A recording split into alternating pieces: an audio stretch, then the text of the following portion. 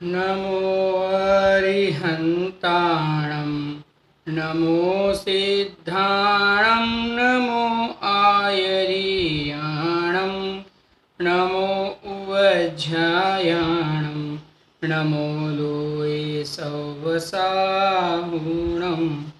मङ्गलं भगवान् वीरो मङ्गलं गौतमो गणी मङ्गलं कुन्दकुन्दार्यो जैनधर्मोऽस्तु मङ्गलं सर्वमङ्गलमाङ्गल्यं सर्वकल्याणकारकं प्रधानं सर्वधर्माणां जैनं जयतु शासनं जैनं जयतु शासनं मंगलमय मंगलकरण वीतराग विज्ञान नमो ताहि जाति भय अरहंतादि महान करि मंगल करियो महा ग्रंथ करण को काज जाते मिले समाज सब पावे निज गुण राज पावे निज गुण राज। बोलो वितराग देव शास्त्र भगवान नो जय हो। रहस्यपूर्ण चिट्ठी आचार्य कल्प पंडित प्रवर टोडरमल साहब ने मुल्तान नगर वासियों को जो चिट्ठी लिखी थी उनके प्रश्नों के उत्तर में उसके ऊपर अपनी चर्चा चल रही है। यहाँ पे कल हमने देखा था कि सविकल्प के माध्यम से निर्विकल्प की प्राप्ति ये जीव किस प्रकार करता है, इसकी हमने विधि देखी थी। हमने ये भी देखा था कि नयों के ज्ञान को जो अस्त कर देता है, नयों का पहले विचार से जानता है, फिर नयों के ज्ञान को अस्त कर देता है और बाद में स्वानुभूति का रस लेता है ये जीव। हमने कल यहाँ तक देखा था। अब टोडरमल साहब आगे का पहले में ये बताते हैं कि वो स्वानुभव में इस जीव को आत्मा किस प्रकार से अनुभव में आ रहा है, कैसा दिख रहा है।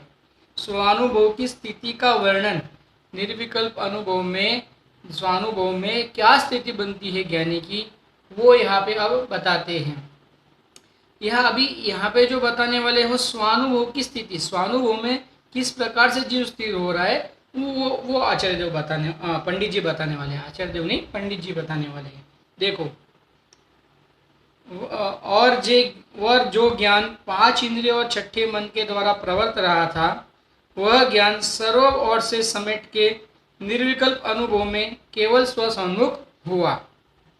देखो क्या कहते हैं, जो ज्ञान 5 इंद्रिय और छठे मन के माध्यम से प्रवर्त रहा था, कहाँ प्रवर्त रहा था, नय के माध्यम से प्रवर्त रहा था, नए ज्ञान में प्रवर्त रहा था।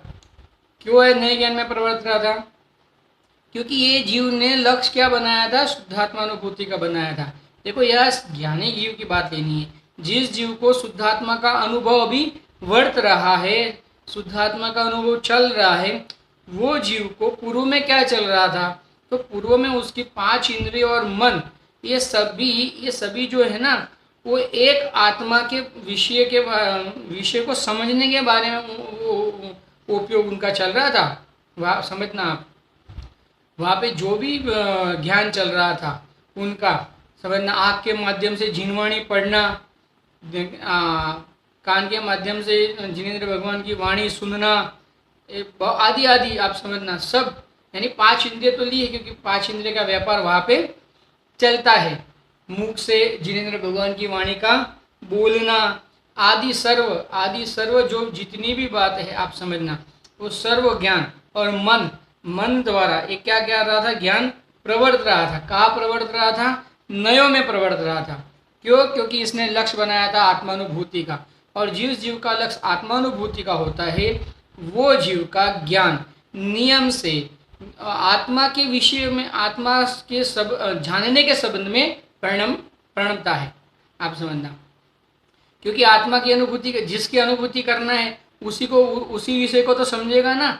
अब तक तो अनादि से तो दुख का अनुभव कर रहा था, और उसको ख्याल में आया कि दुख का अनुभव क्यों कर रहा हूँ, क्योंकि उपयोग पर में है, उपयोग पर में रम रहा है, उपयोग पर में रस ले रहा था, इसके लिए दुख हो रहा था। अब मुझे दुख से छूटना है, तो क्या करें दुख से छूटने के लिए?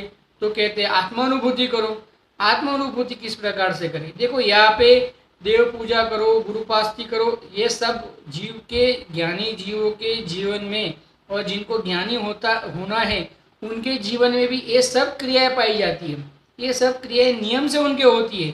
ऐसा नहीं कि ये नहीं करनी है या ऐसा कुछ ये इसमें कहने का अभिप्राय नहीं है, लेकिन इसके माध्यम से जीव को स्वानुभूति नहीं होती, ये बताना है।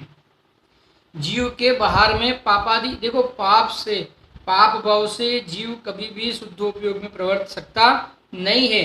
पाप भाव रहे और शुद्धोपयोग में जीव प्रवर्तन करे, ऐसा नहीं हो सकता है। पूर्व में नियम से शुभ भाव होगा ही, आप समझना, वो अलग बात है, एक दूसरी भी अपेक्षा है।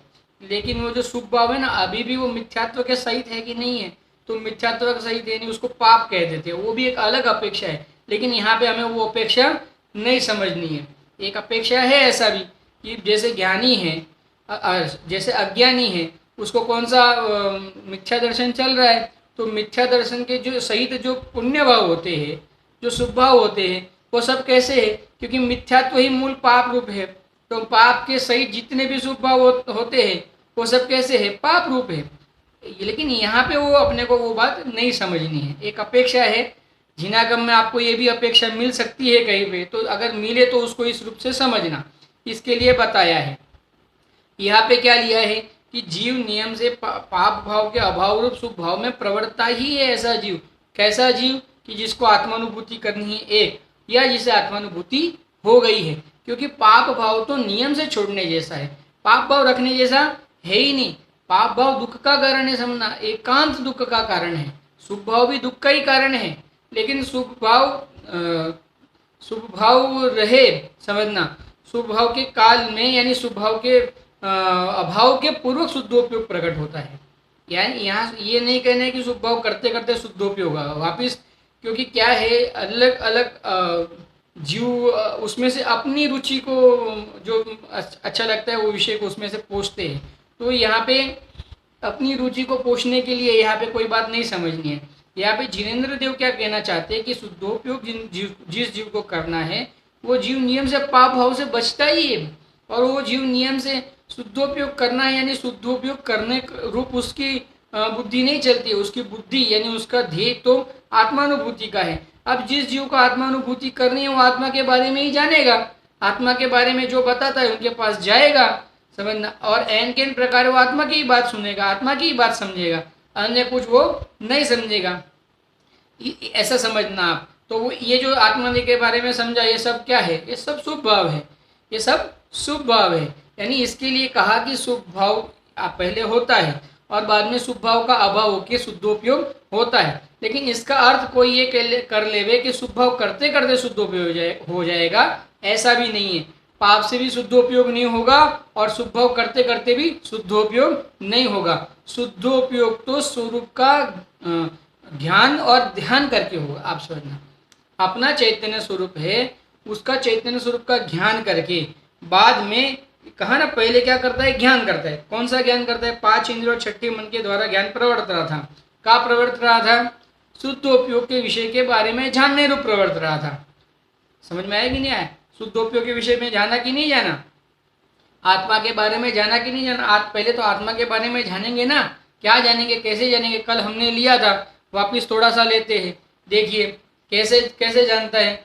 जैसे ये जीव ने ऐसा कहा, जैसे उपचरित असद्भुत व्यवहार नहीं से ये जीव ने क्या, अपन ने क्या नक्की किया था, ये गाड़ी, घर, मकान, दुकान, ये सब मेरा है, ऐसा नक्की किया था ना। तो इसके माध्यम से वो क्या करता है, इसके अलावा जितने भी परद्रव्य है, समझना, वहाँ से अपनी बुद्धि को मर्यादा में लाता है। वहाँ तो मैं हूँ ही नहीं, आप समझना। ये तो दूसरे की गाड़ी है, वो तो है ही नहीं, समझ, वो तो मेरी भी नहीं कही जाएगी, कोई अपेक्षा से भी मेरी नहीं कही जाएगी, आप समझना। ये तो किसी अपेक्षा से मेरी कही भी जाएगी, वो तो किसी भी अपेक्षा से मेरी नहीं कही जाएगी। तो बाकी के ये अपने साथ में रहे हुए सहयोगों को छोड़ के बाकी के जितने भी जगत के पदार्थ है, वहाँ से बुद्धि को उसने समेटा कि नहीं समेटा, समेटा। अब ये कहता है, लेकिन भाई ये जैसे ये शरीर को, ये गाड़ी को कुछ होता है, तो जैसे मुझे मेरे शरीर में जैसे कुछ होता है वैसा तो गाड़ी में होता है, तो मैं अनुभव नहीं होता है। उसका मतलब उससे क्या नक्की करता है कि ये जो शरीर है ना, ये शरीर से भी ये गाड़ी तो मेरे क्षेत्र में भी नहीं है, आप समझना, शरीर तो मेरे क्षेत्र में भी है। इस प्रकार से शरीर को छोड़ के बाकी के जितने सहयोग है वहाँ से भी बुद्धि को समेटता है, यानी वहाँ भी अभी लक्ष्य नहीं करता है। पर ये शरीर है, ये शरीर भी तो आत्मा के स्वभाव रूप नहीं है, आत्मा की सत्ता में नहीं है, आत्मा की सत्ता से न्यारा है। आप समझना, तो ये शरीर से भी भेद ज्ञान करता है, और शरीर से भेद ज्ञान करके क्या करता है, अरे ये शरीर, ये जो शरीर के माध्यम से मुझे राग आदि हो रहे थे ना, जो शरीर के माध्यम से राग द्वेष क्रोध मान माया रूप परिणम रहा था, ये शरीर के कारण से नहीं कर रहा था। आप समझना, ये मैं मेरी अज्ञानता के कारण से कर रहा था, ये मैं मेरी अज्ञानता के कारण से कर रहा था। इसके लिए आप शरीर का लक्ष्य छोड़ता है। लेकिन ये जो रागादि जो उत्पन्न हुए हैं, आप समझना, ये रागादि जो उत्पन्न हुए हैं, ये भी तो अपराध है, ये भी तो कोई मेरा स्वभाव नहीं है, क्योंकि ये आते हैं और चले जाते हैं। हमारा समय सर जी मोक्ष अधिकार में 294 गाथा में चल रहा है ना, क्या क्या कहते हैं वहाँ पे आचार्य देव कि जो जितने भी रागादि भाव होते हैं, रागादि भाव हो, उस रागादि भाव के बिना भी आत्मा का अनुभव कर सकता है जीव। अरे रागादि भाव के बिना ही आत्मा का अनुभव कर सकता है, यानी कहने का मतलब रागादि भाव उत्पन्न होते हैं, उसी काल में ज्ञान उत्पन्न होता है, तो भ्रम हो जाता है कि रागादि मैं हूँ। लेकिन वहाँ पे आचार्य देव कहते हैं कि रागादि भाव के अभाव में भी, यानी जैसे अभी राग प्रवर्त रहा है, उसका अभाव हो जाएगा, उसके बाद में समझो द्वेष प्रवर्तेगा। लेकिन जब राग का अभाव हो गया, समझना, तो ज्ञान का अभाव नहीं हो गया। ज्ञान तो द्वेष के काल में भी प्रवर्त रहा है, ज्ञान तो क्रोध के काल में भी प्रवर्त रहा है, ज्ञान तो मान के काल में भी प्रवर्त रहा है। तो रागादि के अभाव के काल में भी ज्ञान, और जिनको रागादि अभाव हो गया है, समझना, ऐसे जो ज्ञानी जीव है वो भी ज्ञान का अनुभव कर रहे हैं, वो भी ज्ञान का वेदन कर रहे, और वही ज्ञान का वेदन कर रहे हैं वास्तव में। तो आप समझना, तो ज्ञान रागादि के अभाव में ही आत्मा जो है, जो जीव है, वो अपने स्वरूप का वेदन कर सकता है। तो रागादि के अभाव में कहा ना, तो इसका अर्थ क्या हो गया, ये रागादि जो है वो छोड़ने लायक है, ये रागादि मेरा अपराध है, रखने लायक नहीं है, मुझे दुख देता है, इसके लिए इसका छोड़ने लायक है। तो मेरा स्वरूप क्या है, तो वहाँ कहते, अरे जीव तो ज्ञान स्वभावी है, दर्शन स्वभावी है, सुख स्वभावी है, वीर्य स्वभावी है। लेकिन भाई ये जो हो रहा है ना कि मैं ज्ञान स्वभावी हूँ, मैं दर्शन, ये भी तो विकल्प है। आप समझना, तो अब क्या करें, तो भाई ऐसा जो जीव, अरे ये सब जो है ना, ये अनंत गुण में मैं अखंड आज्ञायक परमात्मा हूँ, इस प्रकार से ये सर्व विषयों से निवृत्ता हुआ, गुण भेद से भी निवृत्ता हुआ, ये जीव वहाँ जो अपनी कल्पना दौड़ रही थी, वहाँ जो अपना उपयोग भ्रम रहा था, वो सब उपयोग को वो स्वरूप की ओर केंद्रित करता है, और क्या करता है, आत्मानुभूति कर लेता है। पहले पर को जानता है, आप समझना, अब वही ज्ञान स्व को जानने में प्रवृत्त। देखो क्या कहते हैं, वह ज्ञान क्षोक्षम रूप है, और यहाँ तो दूसरा विषय लेना है, वो ज्ञान कैसा है, क्षोक्षम रूप है, और कैसा है, एक काल में एक ही विषय को जानता है। देखो अपना जो ज्ञान है ना, वो क्षोक्षम रूप ज्ञान है, और एक काल में एक ही विषय को जानता हूँ। कल भी हमने लिया था, टोडरमल जी साहब ने तीसरे अधिकार में बताया हुआ है, क्या बताया है कि ये अपना जो ज्ञान है ना, वो 5 इंद्रिय में से किसी एक ही इंद्रिय के माध्यम से ज्ञान करता है एक काल में, और उसमें भी उसके किसी एक विषयों का भी और कुछ अल्प ज्ञान करता है। आप समझना, कुछ एक विषय का भी कुछ अल्प ज्ञान करता है। क्या कहा, 5 इंद्रिय के विषय में किसी एक इंद्रिय का ही ज्ञान करता है, उसमें भी किसी एक विषय का, क्योंकि एक काल में जीव का उपयोग एक ही वस्तु को जान सकता है, दूसरी वस्तु को जान सकता नहीं है। ये भी वास्तव में देखा जाए तो ये क्षोक्षम ज्ञान की जो ये जो योग्यता है ना, ये अपने लिए कमाल की योग्यता है। क्यों, क्योंकि वर्तमान में हमें राग का अभाव नहीं हुआ है, और अगर हमारे राग का अभाव नहीं हो गए, और अगर हमारे को जानने में सब कुछ आ जाए, तो कितना खतरा पैदा हो जाए। क्योंकि हमें जानने में आ जाए कि भविष्य में इसके माध्यम से मेरा उपसर्ग होने वाला है, क्योंकि मुनि तो हम बनेंगे ही, हमारे मुनि बनना है, हमें मोक्ष जाना है। जिस जीव को मोक्ष जाना है उसे मुनि बनने की भावना रहेगी अंतर में। अगर हमारे को मुनि बनना है, हमारे को मोक्ष जाना है, हमारे को मुनि बनना है, तो उस काल में उपसर्ग होने का चांस है। आप समझना, हो सकता है अपने ऊपर उपसर्ग आए, और अमुक जीव के माध्यम से उपसर्ग आए, उसका ज्ञान हो जाए। समझना, अब वर्तमान में राग तो जिंदा है, मौजूद है, और हमें समझ में आ जाए कि इसने उपसर्ग किया है मेरे ऊपर, वो करेगा मेरे ऊपर, तो हमारे तो उस जीव के प्रति क्रोध आ जाए। हमारे तो उस जीव के प्रति राग द्वेष द्वेष उत्पन्न हो जाए, आप समझना। और हम उस जीव की सत्ता का अभाव करने रूप भी पाप कर सकते हैं, आप समझना। अगर क्रोध बहुत बढ़ आए तो ये भी हो सकता है, क्योंकि वर्तमान में राग मौजूद है। तो कहने का मतलब क्या है कि हमारे लिए ये जो है ना कि क्षम ज्ञान एक समय में एक ही विषय को जानता है, ये भी वास्तव में हमारे लिए तो वरदान है, आप समझना। क्योंकि जब ये जीव स्वरूप को जानेगा, अपने चैतन्य स्वभाव का वेदन करेगा, तब वो बाहर में किसी का भी वेदन नहीं करेगा। उस विषय का उसे उपयोग रूप से ज्ञान नहीं होगा, आप समझना। उपयोग रूप से ज्ञान की बात चल रही है। ज्ञान तो है, ज्ञान कोई नष्ट नहीं हो जाता। जैसे हमारी आत्मानुभूति चल रही है, आप समझना, तो हमारे शरीर में कुछ अगर होवे तो उसका ज्ञान नष्ट नहीं हो जाता, लेकिन क्या होता है, उपयोग रूप से वह ज्ञान नहीं प्रवर्तता। इतना बड़ा काम हो सकता है, यानी उपयोग तो एक काल में एक ही विषय को जानता हुआ उसका रस लेता है, आप समझना। ये गजब है कि नहीं अपनी योग्यता। क्या कहते हैं देखो, वह ज्ञान सर्व ओर से समेट कर निर्विकल्प स्वानुभव में केवल स्वसन्मुख हुआ, क्योंकि वह ज्ञान क्षम है और एक काल में एक ही ज्ञेय को जानता है। पहले वो ज्ञान निर्विकल्प से क्या हुआ, सर्व ओर से समेटा, हमने लिया सर्व ओर से, वो ज्ञान का क्या हुआ, हमने समेटा हमारा ज्ञान सर्व ओर से। जो हमारा ज्ञान फैल गया था, ये गाड़ी मेरी है, ये घर मेरा है, पहले वहाँ अपना ज्ञान फैला हुआ था। वहाँ पहले तो दूसरे के उसमें चला था, वहाँ से समेट के हमने हमारे तक में लाया, वहाँ से शरीर समेट के हमने शरीर तक में लाया, और शरीर के से समेट के हमने रागादि तक में लाया, और रागादि के से भी हमने समेट के अपने गुण भेद तक लाया, और गुण भेद से भी समेट के हमने क्या किया, स्वरूप को जाना, स्वरूप का वेदन किया। यानी इस प्रकार से हमने अपना ज्ञान हर ओर से समेटा, आप समझना।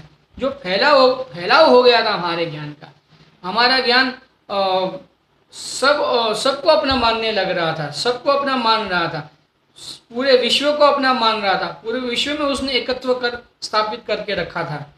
कहते भी है ना कि इस जीव को अगर 3 लोग की पूरी संपत्ति, पूरे सहयोग मिल जाए तो भी उसको अणु बराबर दिखते। यानी उसका अर्थ ये हो गया कि इस जीव ने 3 लोक संबंधी सर्व सहयोगों में अपनत्व करके रखा है, तभी तो वो 3 लोग के सहयोग की वांछा करता है। तो हमारा ज्ञान कहाँ तक फैला था, 3 लोग के सहयोगों तक फैला था। वहाँ से समेट के हमने वर्तमान में जो कर्मोदय के माध्यम से हमारे जो सहयोग की प्राप्ति हुई वहाँ तक लाए, आप समझना। तो कितना समेट हो गया हमारे ज्ञान का।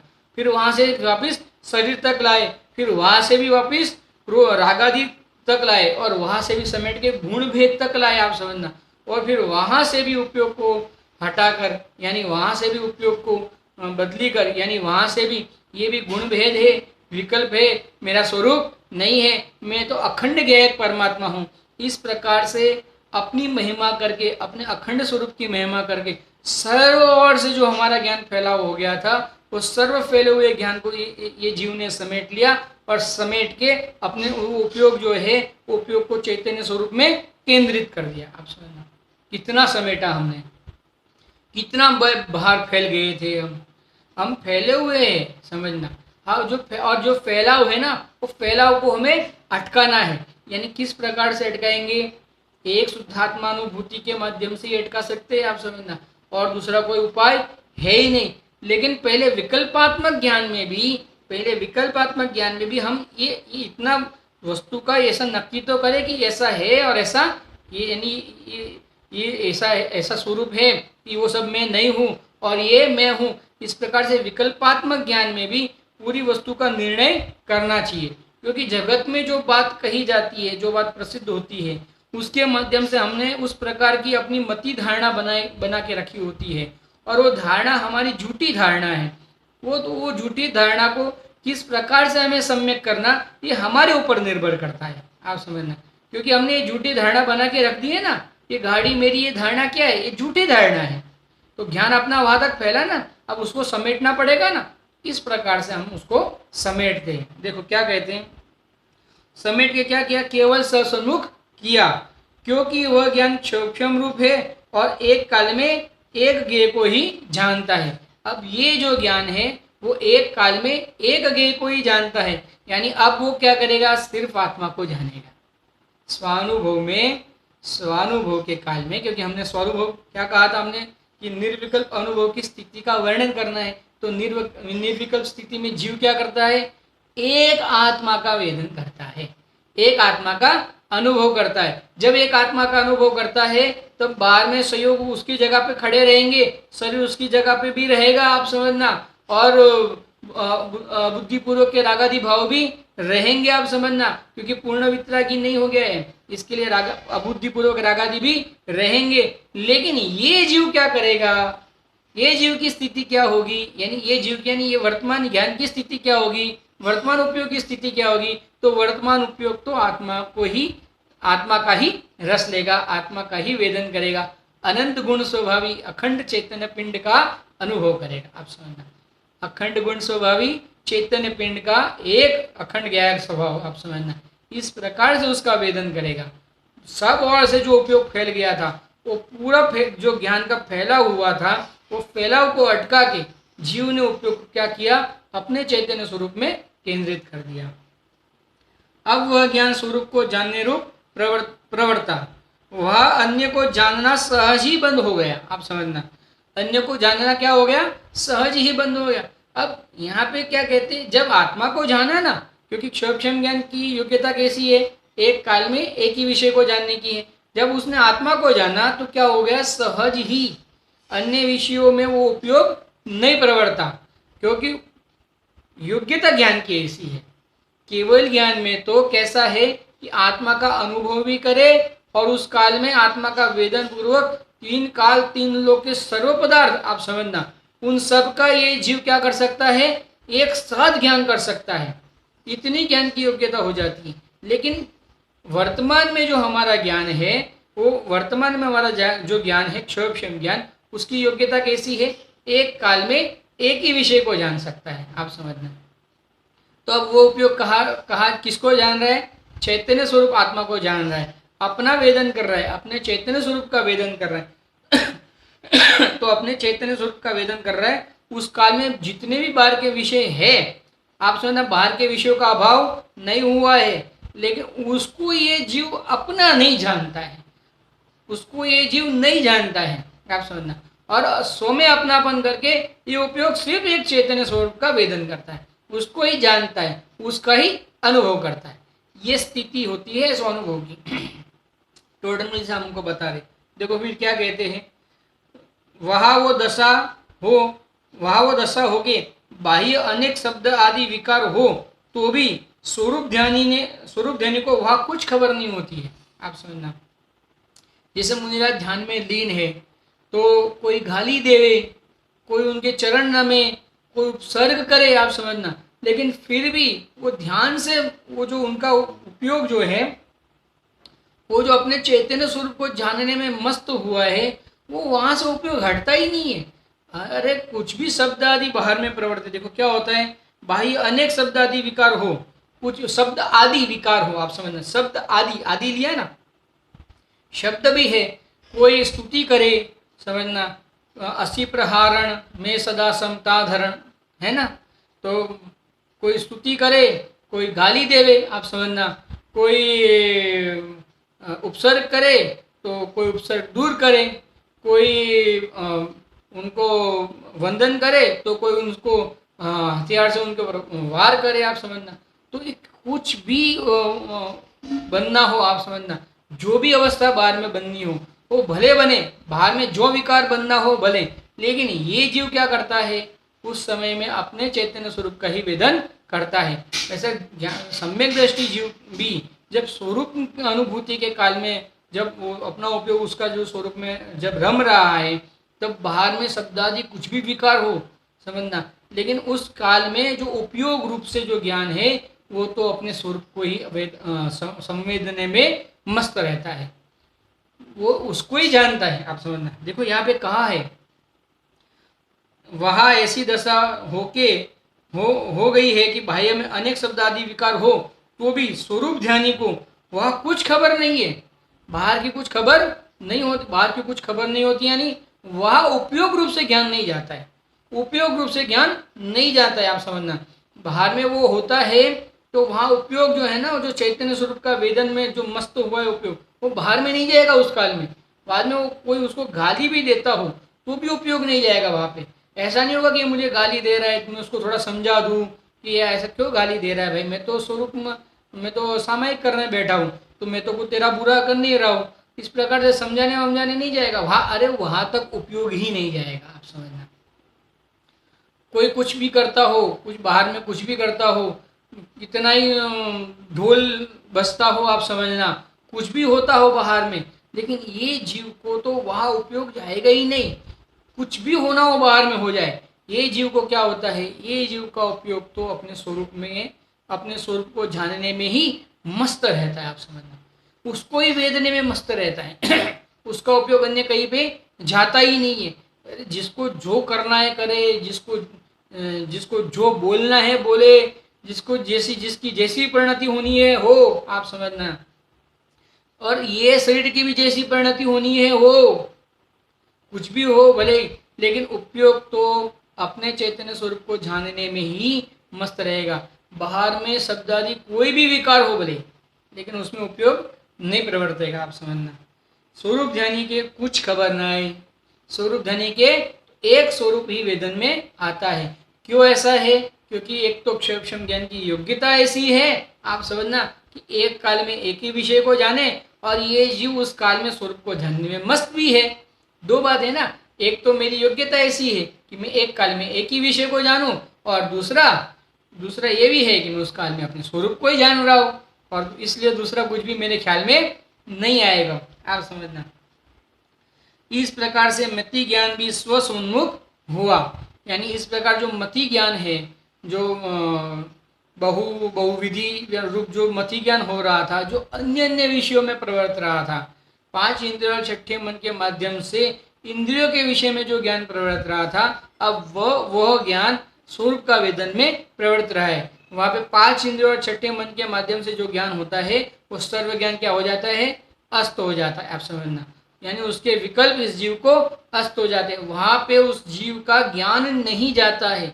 उन विषयों को अब ये जीव विकल्प उपयोग रूप से नहीं जानता है। ऐसा वर्णन समय सारजी की टीका आत्मख्याति में किया है। कहाँ पे किया है? समय सारजी गाथा 144 में आत्मख्याति टीका में इसका वर्णन किया है। देखो, हमें ये 144 गाथा का स्वाध्याय नहीं करना है, लेकिन ये पैरा के संदर्भ में 144 गाथा को हम थोड़ा सा देखेंगे, इसके लिए देखेंगे, समझना। ये अपने को ये समझना है मुख्य रूप से, तो इसके लिए हम देखेंगे 144वीं गाथा में। देखो आचार्य देव क्या कहते हैं, हम 144वीं गाथा का पहले पाठ करते हैं। सम्मदंसणं नाणं ऐसो लहदीति नवरिवव देशं सवर्णय पख रहिदो मणिदो जो सो समय सारो सम्यक और सुज्ञान की जिस एक को संज्ञा मिले नय पक्ष सकल विहीन भाषित वो समय का सार है। देखो क्या कहा, सर्वनय पक्षों से रहित कहा गया है, वह समय सार है। समय सार कौन है? जो सर्वनय पक्षों से रहित कहा गया है। ऐसे समय सार को केवल सम्यक दर्शन और सम्यक ज्ञान ही ऐसी संज्ञा मिलती है, अन्य कोई संज्ञा, यानी उसका लक्षण क्या है? वो जो नए पक्ष से रहित ये ज्ञान हो गया है, जो समय सार को जान रहा है, जो समय सारमय हो गया है, जो समय सार है ना अपना द्रव्य कर्म भाव कर्म नौ कर्म से रहित जो अपना शुद्धात्मा है, समय सार यानी द्रव्य कर्म भाव कर्म और नौ कर्म से रहित जो अपना शुद्धात्मा है, उसको जो जान रहा है, तो उसको जान रहा है, उसको कैसे देखेंगे? उसकी क्या संज्ञा है? सम्यक दर्शन और सम्यक ज्ञान उसकी संज्ञा है। कैसे पहचाने उसको? सम्यक दर्शन और सम्यक ज्ञान के माध्यम से उसको हम पहचान सकते हैं। देखो अब हम टीका को पढ़ेंगे। हमें आप देखा समझना, ये गाथा को नहीं समझना है, ये गाथा के माध्यम से ये विषय को समझना है। इसके लिए हम ये गाथा का थोड़ा पाठ करेंगे, यानी हमें पूरी गाथा को विस्तार से नहीं समझना है ऐसा। वास्तव में समय नए पक्षों के द्वारा खंडित न होने से जिसका समस्त विकल्पों का व्यापार रुक गया है। देखो क्या कहा, वास्तव में समस्त नए पक्षों के द्वारा खंडित न होने से। पहले ये ज्ञान खंड खंड जान रहा था, खंड खंड जान रहा था ना, नए पक्षों के माध्यम से खंड खंड जान रहा था। अरे पहले तो अज्ञानी के तो कोई नहीं होते ही नहीं, आप समझना। अज्ञानी के तो वास्तव में कोई नहीं होते हैं। अज्ञानी का जो ज्ञान भी होता है वो पुनः रूप होता है, आप समझना। लेकिन जिस जीव को आत्मानुभूति करनी है या ये आत्मानुभूति करके जो जीव बैठा है, वो जब वापिस आत्मानुभूति करने के लिए जब बैठता है, तब वो पहले उसका जो ज्ञान होता है ना, वो ज्ञान नए के विषयों में प्रवर्तता है। क्योंकि भेद ज्ञान करना है ना, तो भेद ज्ञान करना है जैसे स्व चैतन्य स्वरूप आत्मा और पर अन्य द्रव्य, अन्य पदार्थ, रागादि भाव, इनसे जब भेद ज्ञान करना है, और ये जो विकल्प है एक समय के, उससे भी जब भेद ज्ञान करना है, तो ये जब भेद ज्ञान करना है ना, तो भेद ज्ञान करने के लिए उपयोग कहाँ प्रवर्तेगा? नए के विषयों में प्रवर्तेगा, नए के माध्यम से। जिनेन्द्र देव ने जो नए ज्ञान के माध्यम से हमारे स्वरूप की जो अलग अलग विशेषताओं के माध्यम से जो भेद होते हैं, उनका जो हमें ज्ञान कराया है, कि जिनके माध्यम से हम समस्त अन्य विषयों से निवृत्त होकर अपने स्वरूप का संवेदन करें। ये ज्ञान इसके लिए, नए ज्ञान उसके लिए कार्यकारी है कि अन्य समस्त विकल्पों से रहित होने के लिए ज्ञान कार्यकारी है, आप समझना। अन्य कोई प्रयोजन ये ज्ञान का नहीं है। अन्य कोई प्रयोजन के माध्यम से ये ज्ञान करना भी नहीं चाहिए, आप समझना। जीव अन्य प्रयोजन के हेतु ये ज्ञान करता है, तो अन्य प्रयोजन के लिए कोई ज्ञान, ऐसा ज्ञान करना नहीं चाहिए। देखो, वास्तव में समस्त नए पक्षों के द्वारा खंडित न होने से जिसका समस्त विकल्पों का व्यापार रुक गया है। किसका रुक गया है? जो संवेदन कर रहा है, जो ज्ञानी समय सार रूप हो गया है, जो ज्ञानी जो समय सार का वेदन कर रहा है, उसका ज्ञान कैसा हो गया? समस्त नए पक्षों के द्वारा जो खंडित हो रहा था उसका ज्ञान, वो अभी वो ज्ञान खंडित, उसका वो जो खंड खंड रूप व्यापार है, वो खंड खंड रूप व्यापार रुक गया है। ऐसा समय सार है। वास्तव में तो एक को ही केवल सम्यक दर्शन और सम्यक ज्ञान का नाम प्राप्त है। वास्तव में इसी एक को, यानी ऐसा जो समय सार हो गया है, उसी एक को सम्यक दर्शन और सम्यक ज्ञान नाम प्राप्त है। अब देखो, इसको ये जो कहा ना, नए पक्षों में किस प्रकार से उसका व्यापार रुक गया, उसका अब पूरा और वर्णन करेंगे, विशेष वर्णन। प्रथम शुद्ध ज्ञान के अवलंबन से ज्ञान स्वभाव आत्मा का निश्चय करके, पहले क्या कहा?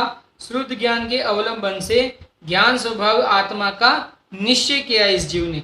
और फिर आत्मा की प्रकट प्रसिद्धि के लिए, देखो, जब नए पक्ष के माध्यम से, जब शुद्ध ज्ञान के माध्यम से, नए पक्ष के माध्यम से वो भेद रूप आत्मा का ज्ञान कर रहा था ना, तब प्रकट प्रसिद्ध नहीं था आत्मा, तब तो विकल्पात्मक ज्ञान था।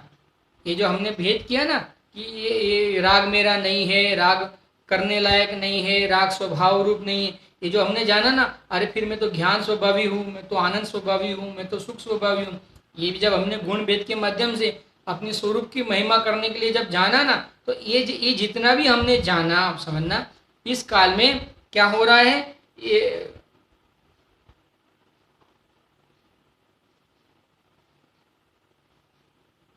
तब भेद पड़ रहा है। प्रथम शुद्ध ज्ञान के अवलंबन से ज्ञान स्वभाव आत्मा का निश्चय, यानी पहले विकल्पात्मक ज्ञान के माध्यम से हम ज्ञान स्वभावी आत्मा का निर्णय कर रहे हैं। लेकिन उस काल में जब निर्णय कर रहे हैं ना, तब आत्मा की प्रगट प्रसिद्धि नहीं थी। अब आत्मा की प्रगट प्रसिद्धि करने के लिए, यानी आत्मा का अनुभव करने के लिए, क्योंकि वहां तो भेद, अभी तो हम विकल्प ज्ञान कर रहे हैं, तो विकल्प ज्ञान आत्मा का ज्ञान नहीं है, वहां आत्मा की प्रगट प्रसिद्धि नहीं है। अब आत्मा की प्रगट प्रसिद्धि करने के लिए क्या कर रहे हैं? और फिर आत्मा की प्रकट प्रसिद्धि करने के लिए पर पदार्थ की प्रसिद्धि की कारणभूत इंद्रियों के द्वारा और मन के द्वारा प्रवर्तमान बुद्धियों को मर्यादा में लेकर, आप समझना, इंद्रियों और मन के द्वारा जो ज्ञान प्रवर्त रहा था, पर विषयों में बेकाबू हो गया था, आप समझना, वो ज्ञान को इस जीव ने क्या किया? नए ज्ञान के माध्यम से समेटता गया। हमने लिया था, कैसे समेटा? पहले तो 5 इंद्रियों, छठा मन का ऐसा ज्ञान प्रवर्त था कि मैं 3 लोक को भोग लूँ, आप समझना। फिर इस ज्ञान ने क्या किया? समेट के वर्तमान सुयोगों तक लाया, फिर शरीर तक लाया, फिर रागादि तक लाया, और फिर अपने अनंत गुण वैभव तक लाया, आप समझना। इस प्रकार से सब ओर से ज्ञान को समेटा। तो नए ज्ञान के माध्यम से हमने समेटा ना, आप समझना। लेकिन ये जब जितनी प्रोसेस हमने जो की, ये ज्ञान की प्रकट प्रसिद्धि नहीं है। अभी तो हमको ज्ञान की प्रकट प्रसिद्धि करनी है, इसके लिए हमने ये सब व्यवसाय किया, आप समझना। ये सब हमने पुरुषार्थ किया, क्योंकि हमें ज्ञान की क्या करनी है, प्रकट प्रसिद्धि करनी है। आप देखो, पर पदार्थ की प्रसिद्धि के कारणभूत इंद्रियों और मन के द्वारा प्रवर्तमान बुद्धियों को मर्यादा में लेकर हमने ये सब विकल्पों से आत्मा को भिन्न जाना, और वहाँ ये सब जो है ये मैं नहीं हूँ, आप समझना। ये इनसे मैं भिन्न हूँ, मैं तो एक ज्ञायक स्वभावी आत्मा हूँ। इस प्रकार से एक ज्ञायक स्वभावी आत्मा को मुख्य रख के हमने जो ज्ञान बहुत जगह पे हमारा फैल गया था, ये सबको क्या किया, मर्यादा में लाया। हमारा मति ज्ञान बहुत फैलाव हो गया था, हमारा मति ज्ञान का, वो मति ज्ञान का फैलाव, ज्ञान के फैलाव को क्या किया, हमने मर्यादा में लिया। किसके माध्यम से, मैं तो एक गैर स्वभावी आत्मा हूँ। इस प्रकार के विकल्प के माध्यम से, अनुभव के माध्यम से, यहाँ मात्र विकल्प थोड़ी ना है। पहले विकल्प भले ही जान रहा है विकल्प से, लेकिन एक ज्ञान भी काम कर रहा है ना, कि ये मैं हूँ, ये मैं हूँ, ये मैं हूँ। इस प्रकार से एक ज्ञान भी काम कर रहा है, आप समझना। खाली विकल्प ही थोड़ी विकल्प ही चल रहे। ये सब जितने भी विकल्प चल रहे, इस ज्ञान में हमने आगे लिया था, टोडरमल जी ने बताया था हमें कि वहाँ खाली विकल्प थोड़ी चल रहे, वहाँ पे एक नक्की भी हो रहा है ना, कि ये मैं हूँ और ये मैं नहीं हूँ। इस प्रकार से देखो, मर्यादा में लेकर जिसने मति ज्ञान तत्व को, मति ज्ञान के स्वरूप को आत्म सन्मुख किया, ऐसा तथा नाना प्रकार के नए पक्षों के अवलंबन से होने वाले अनेक विकल्पों के द्वारा आकुलता उत्पन्न करने वाली शुद्ध ज्ञान की बुद्धियों को भी मर्यादा में लिया। आप समझना, ये जो है ना, अभी भी हम जो ये भेद ज्ञान कर रहे थे ना, ये भी ये वास्तव में तो कोई निराकुलता तो थी नहीं, आकुलता ही थी। हमने जो नए ज्ञान के माध्यम से अपने स्वरूप को जानने के लिए जो पुरुषार्थ किया, उद्यम किया, वो भी वास्तव में है तो आकुलता, वो निराकुलता नहीं है, आप समझना। लेकिन वहाँ पे जो एक ज्ञान अपने स्वरूप को नक्की करते जा रहा है ना, तो हमने तो वो स्वरूप का वेदन करने के लिए ये किया था। इसके लिए जो ये अनेक प्रकार की जो आकुलता थी ना, आप समझना, जब ये मति ज्ञान का विषय जब सीमित हो गया, तब क्या हो गया, ये हमारे क्या हो गया, शुद्ध ज्ञान के माध्यम से होने वाली ये बुद्धियों का भी क्या हो गया, आत्मसन्मुख करता हुआ अत्यंत विकल्प रहित हो गया। मति और शुद्ध ज्ञान जो है वो एक स्वरूप को माध्यम में, एक स्वरूप को वेदन करने में प्रवर्तन रूप हो गए, और क्या हो गया, समस्त विकल्पों से रहित हो गया। तत्काल निज रस से ही प्रकट हुआ। आप समझना, तत्काल क्या हुआ, निज रस से प्रकट हुआ, और आदि मध्य और अंत से रहित अनाकुल केवल एक संपूर्ण ही विश्व पर तैरने वाला हो गया। आप समझना, क्या हो गया, विश्व पर तैरने वाला हो गया। यानी विश्व तो है, लेकिन ये विश्व से भिन्न अपने आप को वेदन करने वाला हो गया। तैरना यानी विश्व से भिन्न तैरना, यानी क्या, विश्व से भिन्न तैरना यानी जैसे कोई यहाँ पे कोई तैरना यानी कोई पानी में तैरने की बात थोड़ी ना है। तैरना यानी विश्व से भिन्न अपने को अनुभव करने लग गया। विश्व है, आप समझना, विश्व है, छह द्रव्य है, छह द्रव्य के माध्यम से उनके विषय भी है, उसमें प्रवर्तती हुई रागादि भाव भी है, लेकिन मैं उस रूप नहीं हूँ, मैं तो एक ज्ञायक भाव रूप हूँ। इस प्रकार से एक ज्ञायक भाव का जिसने लक्ष्य किया, तो ये समस्त विश्व उसका वेदन किया, तो ये समस्त विश्व से भिन्न वो तैरता हुआ हो गया। ये समस्त विश्व रहे, विश्व की जगह पे रहे, और मैं मेरे में रहूं। विश्व में रहे और चेतन यानी मैं मेरे में रहूं। इस प्रकार से भेद रूप प्रवर्तमान हो गया, विश्व से भिन्न अपने आत्मा को अनुभव कर लिया। देखो, और अखंड प्रतिभासमय अनंत विज्ञान गण परमात्मा स्वरूप समय सार का जब आत्मा का अनुभव करता है, तब उसी समय आत्मा का सम्यक त्याग दिखाई देता है। तभी उसी समय आत्मा कैसा दिखाई देता है, सम्यक दिखाई देता है। पहले कहा था ना, क्या कहा था, आत्मा कैसा अनुभव में नहीं आ रहा था, प्रकट प्रसिद्धि आत्मा की नहीं हो रही है। अब क्या हो गया, आत्मा की प्रकट प्रसिद्धि हो गई। आप समझना, इस प्रकार से आत्मा की प्रकट प्रसिद्धि होती है। परमात्मा समय सार का जब अनुभव करता है, तब उसी समय आत्मा सम्यकतया दिखाई देता है, अर्थात उसकी श्रद्धा की जाती है और ज्ञात होता है। इसलिए समय सार ही सम्यक दर्शन और सम्यक ज्ञान है। देखो भावार्थ पढ़ लेते, भावार्थ की एक रीति बहुत जबरदस्त है। पहले आत्मा का सम्यक ज्ञान से ज्ञान स्वरूप निश्चय करके फिर इंद्रिय बुद्धि रूप मति ज्ञान को ज्ञान मात्रा में ही मिलाकर तथा श्रुत ज्ञान रूपी नेव के विकल्प को मिटाकर श्रुत ज्ञान को भी निर्विकल्प करते हुए एक अखंड प्रतिभास का अनुभव करना ही सम्यक दर्शन और सम्यक ज्ञान है। आप समझना क्या कहा, पहले आत्मा को आगम ज्ञान से ज्ञान स्वरूप निश्चय करके, आगम ज्ञान से ज्ञान स्वरूप निश्चय करके फिर इंद्रिय बुद्धि रूप मति ज्ञान के ज्ञान को भी मिलाकर तथा श्रुत ज्ञान रूपी नयों को विकल्प, श्रुत ज्ञान रूपी नयों के विकल्प को भी मिटाकर श्रुत ज्ञान को भी निर्विकल्प करके एक अखंड प्रतिभास का अनुभव करना ही सम्यक दर्शन और सम्यक ज्ञान है। आप समझना, हमें ये 144वीं गाथा पढ़नी नहीं थी, लेकिन ज्ञानी किस प्रकार से अनुभव करता है, वेदन के काल में निर्विकल्प अनुभूति ज्ञानी के किस प्रकार से होती है, हमें ये जानना था। इसके लिए हमने ये यहाँ पे टोडरमल जी ने भी ये गाथा का उल्लेख किया है, आप समझना। तो इसके लिए हमने ये गाथा अभी वर्तमान में यहाँ पे पढ़ी, आप समझना। इस प्रकार से जीव स्वानुभूति के अंदर केवल एक आत्मा को ही जानता है। जगत में जगत रहे, जगत में जगत प्रवर्ते, जगत का राग राग में रहे, आप समझना, लेकिन ये जीव तो ज्ञान में रहता है, ये जीव अपने स्वरूप में रहता है। जगत में ये जीव नहीं जाता, रागादि में इसका उपयोग नहीं जाता, क्योंकि इसका ज्ञान ही इस प्रकार का है कि एक समय में एक विषय को जाने, यानी ये ज्ञान अपने चैतन्य स्वरूप को जान रहा है, उस काल में वो चैतन्य स्वरूप आत्मा को ही जानता है। अन्य सभी विषय होते हैं, होने पर भी उसमें इस जीव का उपयोग नहीं जाता है। देखो अब स्वानुभव के काल में ये ज्ञान अतीन्द्रिय होता है कि इंद्रिय होता है, इस प्रकार से है तो ज्ञान अतीन्द्रिय ही होता है, आप समझना। ये ज्ञान को अतीन्द्रिय ज्ञान कहते हैं स्वानुभव के काल में।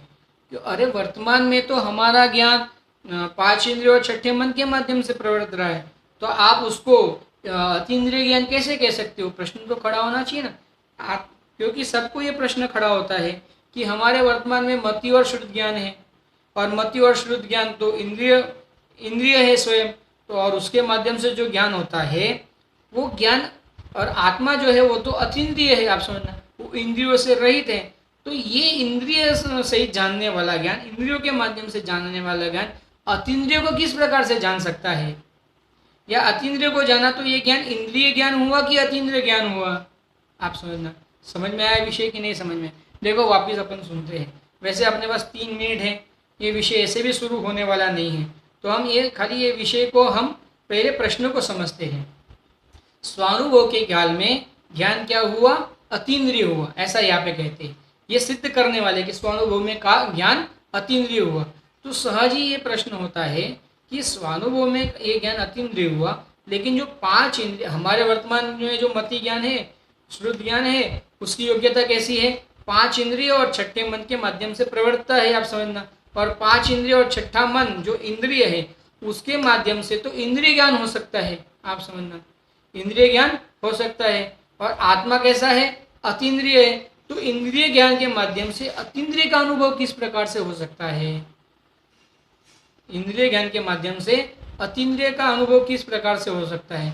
और आप अगर ऐसा कहते हो कि यह स्वानुभव के काल में ज्ञान अतीन्द्रिय पने को प्राप्त हुआ, यानी वो किस प्रकार से है, आप समझना, वो हमें समझना है। स्वानुभव के काल में ज्ञान अतीन्द्रिय किस प्रकार से कहा जाता है, हमें वो समझना है। अब वो समझने के लिए आगे का जो पैरा है उसको हम कल स्वाध्याय में लेंगे, और बहुत बढ़िया विषय है, समझना। चलो ऐसा करते हैं, हम खाली इसको पढ़ लेते हैं, इसको हम कल समझेंगे। इसलिए એટલા માટે निर्विकल्प अनुभव ने अतीन्द्रिय कहिए छे, इसीलिए निर्विकल्प अनुभव को अतीन्द्रिय कहते हैं। किस लिए पहले बताया कि इसलिए ज्ञान को अतीन्द्रिय कहते हैं। किस लिए? इंद्रिय का धर्म तो स्पर्श रस गंध वर्ण को जानता है, वो यहाँ नहीं। या तो मननो धर्म ये है कि अनेक विकल्प करे, ते भी यही, यानी मन का धर्म भी क्या है? अनेक विकल्प करे, वो भी नहीं। इंद्रिय का कैसा काम है? स्पर्श रस गंध वर्ण को जाने, और मन का क्या है? अनेक विकल्प करे, लेकिन वो यहाँ पे नहीं। उसलिए जो ज्ञान इंद्रियों तथा मन द्वारा प्रवर्त रहा था, वो ज्ञान जब अनुभव में प्रवर्ता, तब वो ज्ञान को अतीन्द्रिय कहते हैं। देखो यहाँ पे हमने पढ़ा है मात्र, इसको हम कल समझेंगे। ये पैराग्राफ और इसके बाद का एक जो पैरा है वो हम कल स्वाध्याय में लेंगे। आज का विषय हम यहाँ पे समाप्त करते हैं। ओम नमः सिद्धेभ्य। सहजानंदी शुद्ध स्वरूपी अविनाशी हूँ आत्मस्वरूप। सहजानंदी शुद्ध स्वरूपी अविनाशी हूँ आत्मस्वरूप।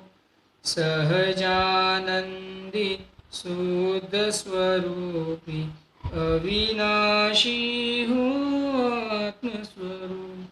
जावाणी के ज्ञान से सूझे लोकालोक, सोवाणी मस्तक नमो सदा देत हूँ दूत। बोलो द्वार सांग में परमंगलकारी जीववाणी मात नो जय हो।